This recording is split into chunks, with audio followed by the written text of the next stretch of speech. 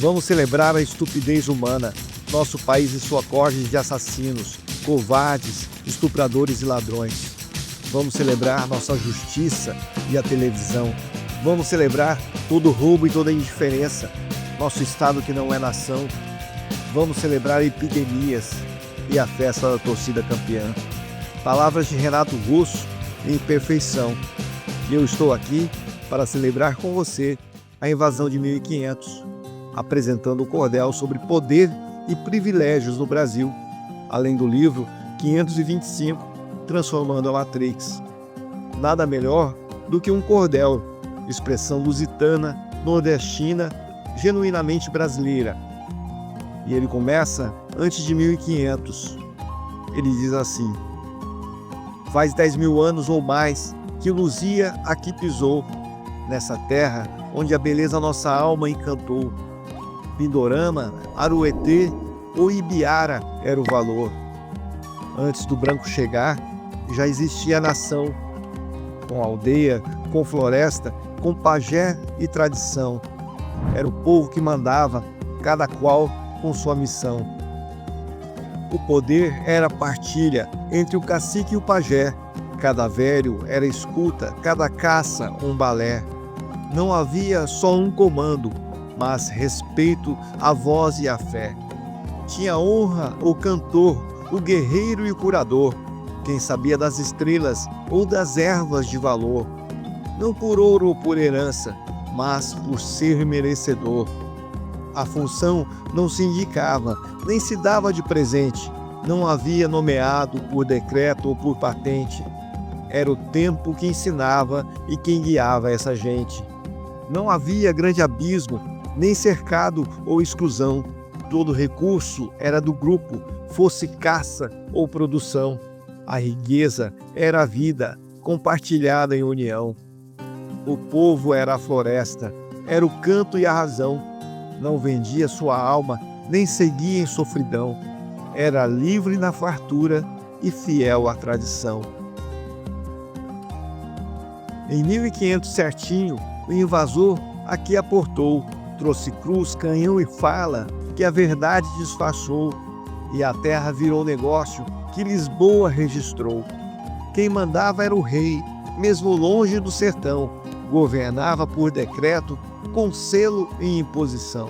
Ordenava do seu trono sem saber da condição. Padre vinha com a Bíblia e o feitor com sua mão. Um pregava o paraíso, o outro queria o chão, enquanto o povo sem jeito só vivia a opressão.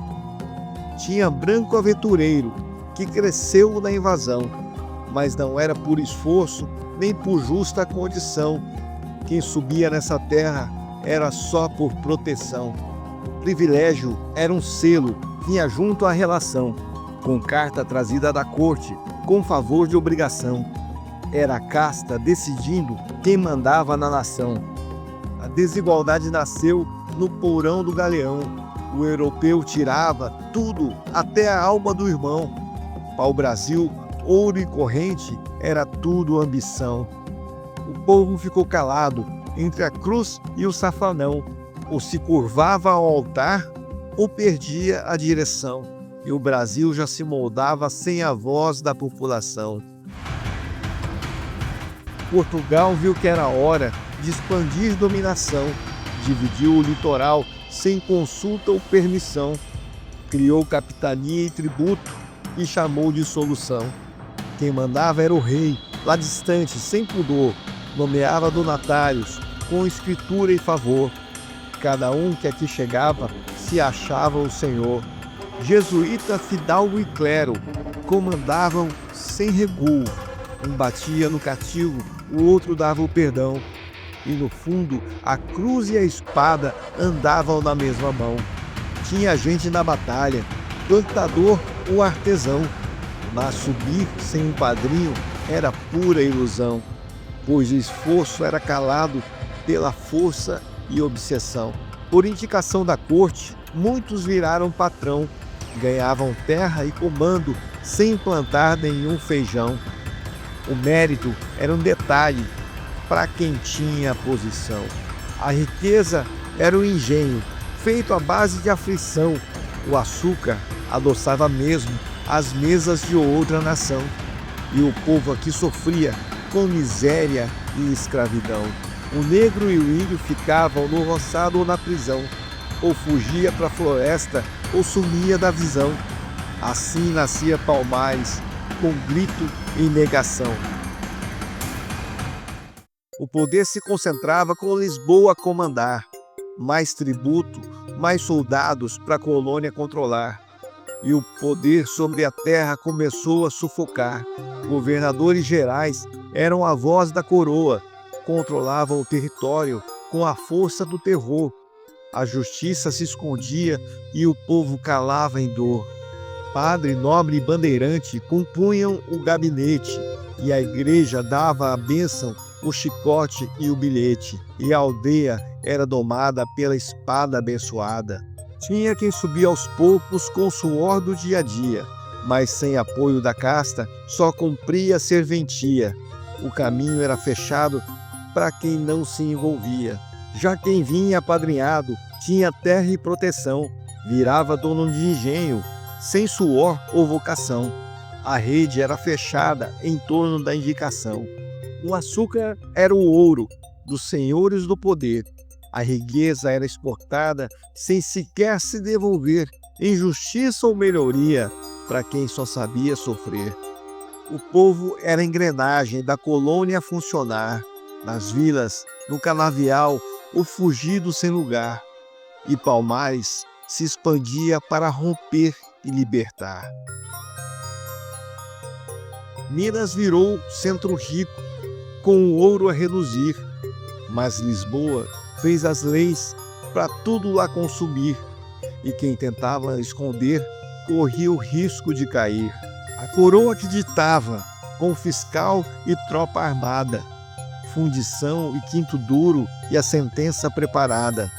Mas quem mandava era o rei, quem fazia a presepada. Soldado vigiava tudo, padre ungia a direção, o clero enchia o cofre com o ouro da devoção. E o colono obedecia sem direito ou solução.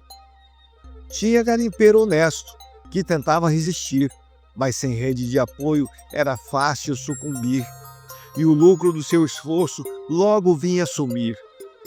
Quem subia era o indicado, sem diploma de verdade, ganhava nobreza e terreno pela sua afinidade, sem pegar numa enxada nem sentir dificuldade. Barões viviam no luxo, com poder acumulado, tinham clérigo e milícia e imposto arrecadado, enquanto o povo penava sem amparo do Estado. O povo era o suporte da riqueza que vazava, trabalhava até cair, mas ninguém o enxergava, e quem sonhava justiça muitas vezes nem voltava. Com Napoleão chegando, Portugal desmoronou. A família real correu e no Brasil se encastelou. Trouxe trono, mais privilégios e o povo só penou. Dom João virou regente, sem ter voz de brasileiro. Mandou abrir os portos para agradar o estrangeiro. E o Brasil virou palácio com o povo sem roteiro. Em troca de proteção, ingleses desembarcaram. Os padres, muito ligeiros, logo se reinstalaram, e a elite portuguesa mamava nos que mandavam.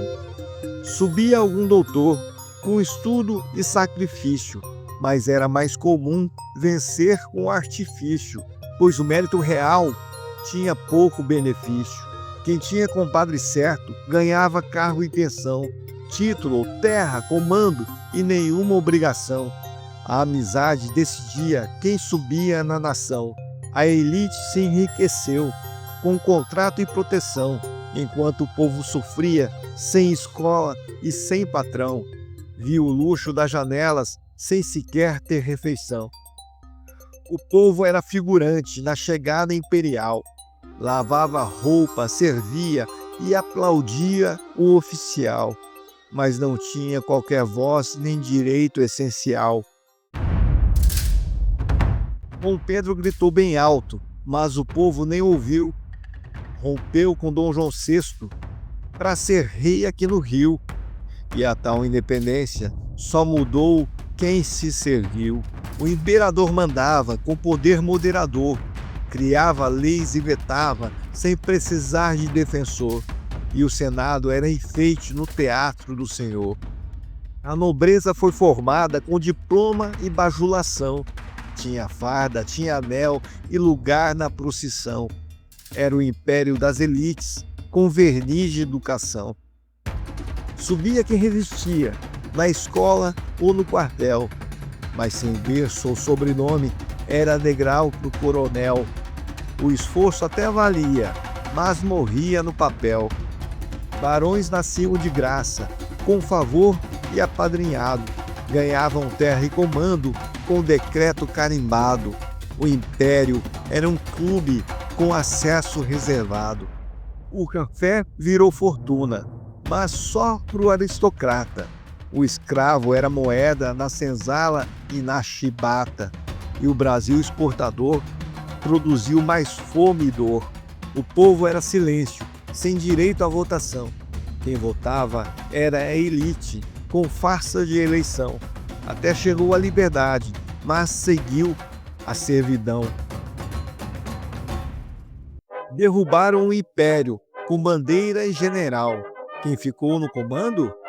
A nova elite regional. E o povo de novo ausente só assistiu ao ritual.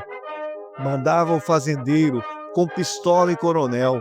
Governava por decreto ou por voto de papel.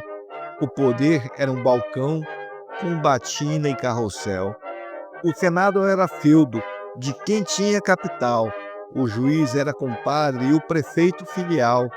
Cada estado obedecia à cartilha general. Subia algum operário, com coragem e destreza, mas era raro o acerto no país da safadeza. O mérito era miragem na senda da incerteza. Já quem tinha sobrenome virava logo doutor, com diploma encomendado e acesso ao senador. A república nascia sem vergonha e sem pudor. O café enriqueceu quem já tinha proteção, e a seca no Nordeste matava sem compaixão, e o povo na miséria só vivia de oração. O pobre era promessa pro jornal e procissão, apanhava nas greves sem direito à reação, e assistia ao teatro de longe, sem direção. Vargas veio com um golpe e discurso popular. Disse: sou filho do povo, mas chegou para arregaçar. Fez reforma e ditadura, quase só para controlar. Getúlio virou o centro de um poder concentrado. Fechou o Congresso inteiro, decretou o Estado Armado, e a caneta do governo valia mais que o Senado. Criou o DIP e a rádio para censurar a canção. Empresário, sacerdote e soldado na condução. E o teatro da política era só simulação. Subia o técnico hábil, o operário exemplar, mas sem direito à greve, nem espaço para falar. Era o mérito vigiado, com limite para avançar. Quem colava no governo ganhava nome e função, comissão em estatal ou contrato de isenção. Era o círculo fechado do favor e proteção. O país se industrializa, mas com a fome no quintal. As cidades se expandiam sem escola e hospital.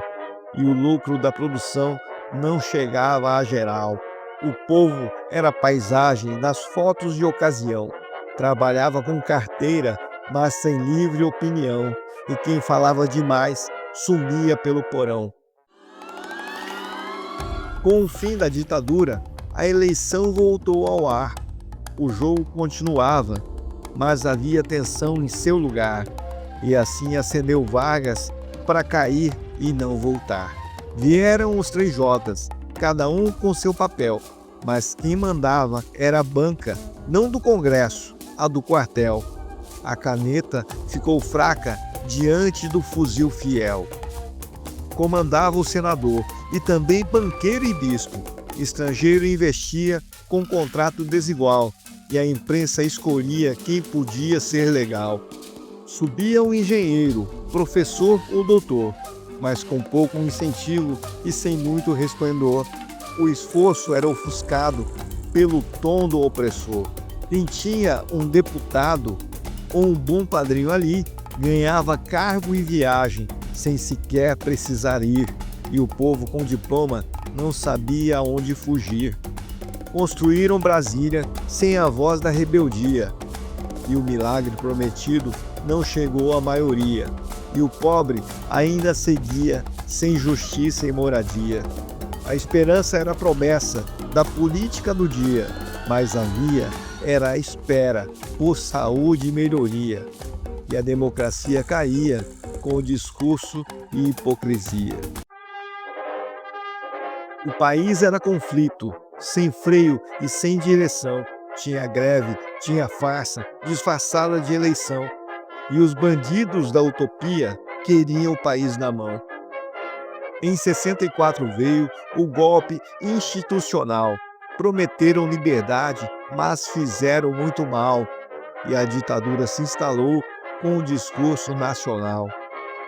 O comando dos quartéis foi poder centralizado e o Congresso virou palco de um roteiro ensaiado. Quem pensava diferente era logo enquadrado. Militar, juiz e empresário controlavam o cenário.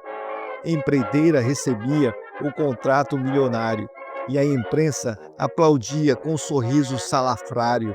Subia o engenheiro com diploma e vocação, mas se a boca abrisse ali, era certa a prisão. O talento era aceito, sem liberdade de expressão. O amigo do Estado tinha verba e proteção, nome em cargo comissionado, sem prestar satisfação. O compadrio fardado decidia a ascensão. A riqueza circulava em circuito desigual. O povo, coadjuvante sem nenhum poder real, só servia de vitrine para o discurso oficial. A ditadura ruiu, com Tancredo na esperança, mas quem foi que assumiu foi Sarney sem liderança, e a nova república surgiu com quase nada de mudança. Em 86 chegaram novos nomes para o papel, para serem constituintes da nova Carta Fiel, mas fizeram de tal jeito que endeusaram o togado, que hoje julga e governa, sendo muito mal amado. A imprensa tinha lado e fingia a neutralidade, escolhia os inimigos e calava a realidade, e os bancos definiam o rumo da liberdade. Sumia quem estudava ou tentava resistir, mas com a inflação da lua era difícil emergir. O mérito se perdia no esforço de existir. Quem sabia o caminho da emenda e do balcão tinha vaga garantida com salário e mansão. Isso tudo acontecia sem olhar para o povão. E veio Fernando Henrique com o seu plano real, indicando o bom caminho para a vida nacional. Mas quem estava em pau a pique era quem se dava mal. O lucro foi para o banqueiro, com juros nas alturas. A indústria enfraquecia, sem apoio na estrutura, e o pobre ganhava crédito com promessa insegura. Havia a esperança de mudança verdadeira, mas sempre eram os mesmos nos cargos e nas cadeiras, e a tal nova república virou velha cachaceira. Clepto assumiu o Planalto, com o discurso de operário, prometendo transformação para um Brasil milionário. Mas por trás da esperança tinha um pacto necessário. Mandava o partido forte, com poder institucional. Mandava até na Dilma, a sem noção sem igual. E quem estava na máquina era peça teatral. Artistas, ONGs e mídia foram todos engrenagens. Com verba e narrativa ditavam toda a linguagem. E o Estado financiava até festa e reportagem. Descobrimos que em 88 plantaram contradição, deram toga ao indicado sem freio nem eleição e chamaram de justiça o favor de ocasião. Subia o que criava, com coragem e visão, mas se não fosse alinhado, caía na exclusão. O mérito se perdia na fila da indicação. O Estado cresceu forte, com favores de plantão. Dirigente sindicalista virava alto patrão, e quem tinha relação ganhava a promoção. A pobreza parecia recuar naquele instante, mas descobriram a ousadia era juros sufocante, e a nova classe média foi miragem ambulante. O povo era bandeira de campanha e televisão, servia para o retrato, mas não para a decisão, e quem pedia escola era alvo da pressão. Dilma caiu de verdade por erro na condução, gastou sem responsabilidade e ignorou a nação. O país quebrou de vez na força da inflação.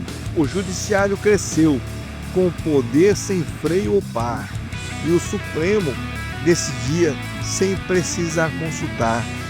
O executivo agia com receio de enfrentar. A imprensa e a justiça decidiam quem falar. A rede virou alvo da censura e do julgar. E o povo que reclamava não podia mais falar. Crescia quem criava, com esforço e emoção. Mas sem rede ou respaldo, não mantinham a posição. O sistema era instável para quem tinha opinião. Veio um vírus do Oriente, com origem mal contada, e a imprensa fez o medo e morte encomendada. Mandou ficar trancado e calou a voz curada. A censura foi o boom dessa fase desleal. A elite da verdade foram os donos do jornal, e o pobre que discordava virava o novo anormal. O povo era ruído de um sistema em transição, usado como motivo de toda instituição, e quando pedia voz, ganhava moderação. O sistema se fecha com a toga se impondo. As Big Techs censuram, obedecem ao comando.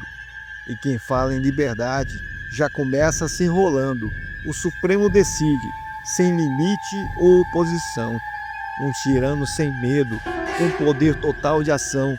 E o Executivo atua com a sua aprovação.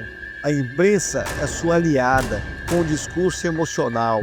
As redes são podadas de uma forma sem igual, e o Congresso vem de voto sem medo da cara de pau.